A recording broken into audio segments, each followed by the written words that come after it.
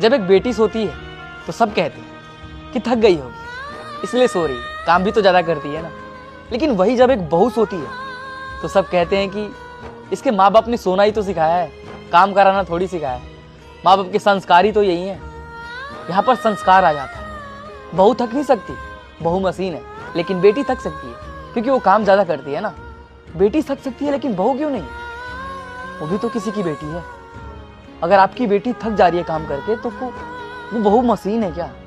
वो भी तो इंसान है, वो भी तो किसी की बेटी है, किसी की लाडली है जो आपकी सेवा करने के लिए आई है। बहू को भी बेटी मानिए, दिल से, दिमाग से नहीं। जब बेटी थक सकती है तो बहू भी थक सकती है। वो भी किसी की बेटी है, आपके घर आई है सपना पूरा करने के लिए, एक और माँ बनाने के लिए, एक और बाप बनाने के लिए, एक हमसफर पाने के लिए, मशीन चलाने के लिए नहीं। जो बहू आती है ना, सिर्फ काम करने के लिए नहीं आती है, अपनी नई दुनिया बसाने के लिए आती है, अपने हमसफर के साथ जिंदगी गुजारने के लिए आती है, उस इंसान की जिंदगी बनाने के लिए आती है। सास की तो ये मान्यता रहता है ना कि बहू को बेटी माने, उसको बेटी जैसा प्यार दे। लेकिन यहाँ पर ऐसा नहीं है। बेटी जो करे ठीक, लेकिन बहू घूंघट ना डाले तो संस्कार नहीं है। बेटी कब कैसा भी कपड़ा पहने चलेगा, लेकिन बहू नहीं नहीं नहीं, पूरा घूंघट ऐसा रहना चाहिए।